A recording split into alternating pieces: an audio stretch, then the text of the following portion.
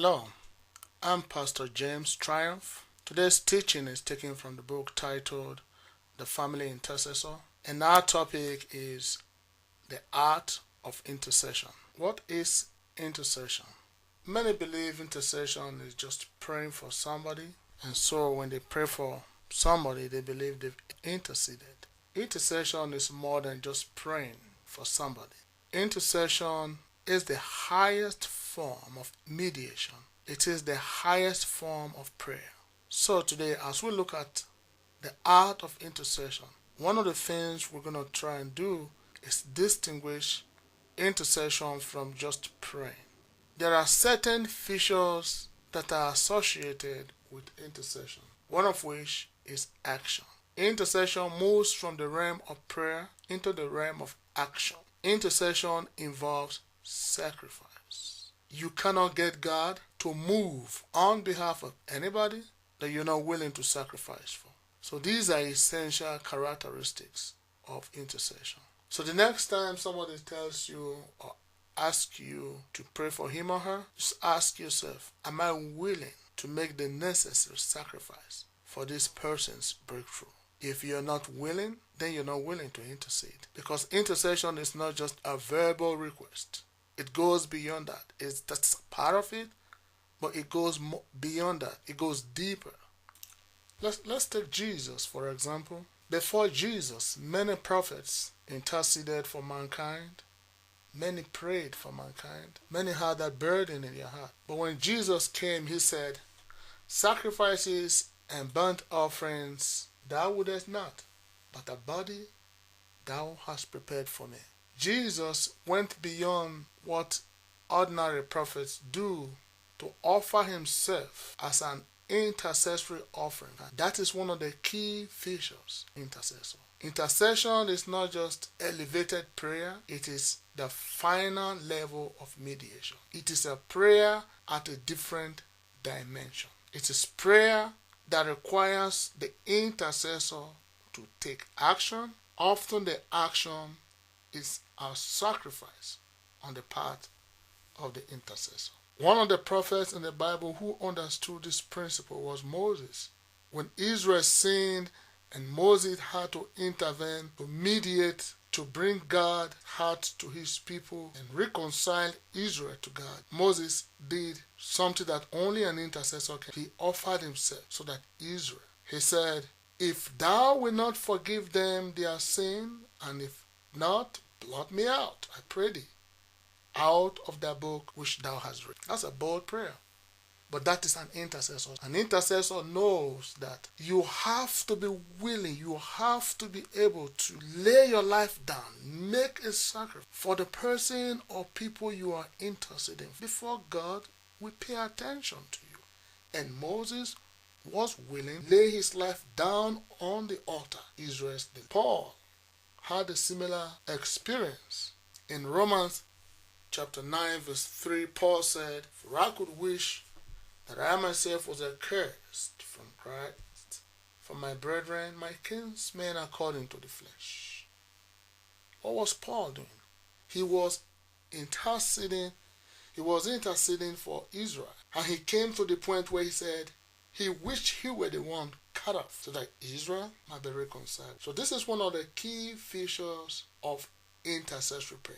Intercessors are willing to lay down their lives for the freedom of the person or people that they are lifting up in prayers. They are willing to bear the cost of the person's breakthrough. So question, have you been interceding? Who are you interceding for? Who did you agree to intercede for? These are the features of the intercessory prayer. Look at the book of Philemon, chapter 1, verse 17. In that section of the Bible, Paul was writing to Philemon about a runaway slave called Onesimus. And Paul wanted this slave to be reconciled to the master, Philemon, who happened to be a friend of Paul. This is what Paul said in his intercession. He said, if thou count me therefore receive him as myself. If he has wronged thee or owed thee aught, put that on my account. I, Paul, have written it with my own hand, and I will repay it. albeit I do not say to thee how much thou owest unto me, even thy own self besides.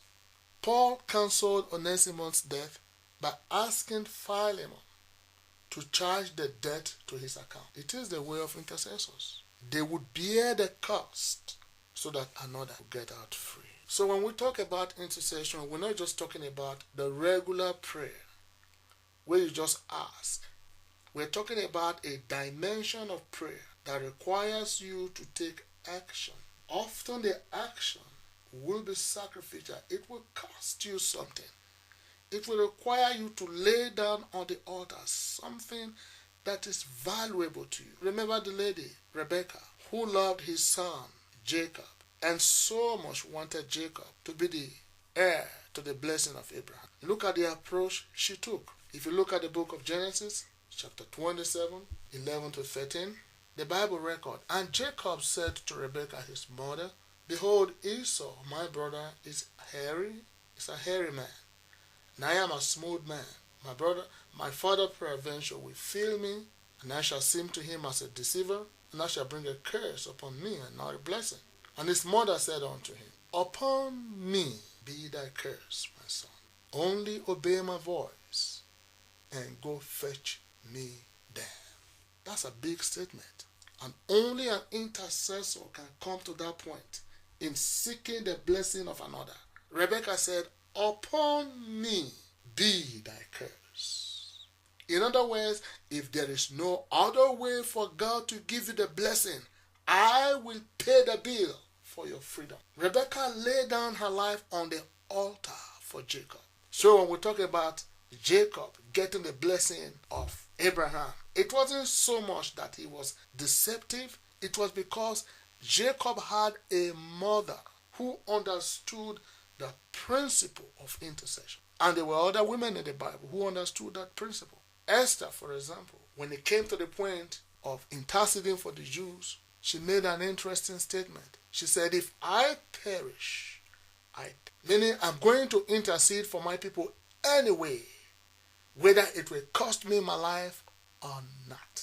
And she came out alive. Esther chapter 4 verse 16. That is the way of intercession. So in the art of intercession, we're talking about acts of selfless mediation. Acts like those of Moses, Paul, Rebecca, Esther, that mark out intercessors from mere prayer warriors. The intercessor is not a prayer warrior. The intercessor is a skilled negotiator, one who is gifted in reconciling God and his people. So when you come into the realm of intercession, you have come into this realm of negotiation, skilled negotiation, taking hold of the word of God and looking for the heart of God. That is what intercession is about. It's not so much the volume of sound you make or how long you pray. It is understanding how to bring reconciliation between God and his people. It is understanding how to bring a man who has fallen out of favor with God in favor with God. How to bring the lost back to their father. And how to take the word of God, precept upon precept, line upon line, to touch the heart of God. How to skillfully bring peace between God and his person of interest. And I did say, where this differ from regular prayer is where you are willing to take action. You are willing to lay yourself on the altar. Because if you are not willing to make sacrifice, God is not interested in listening to you. Thank you.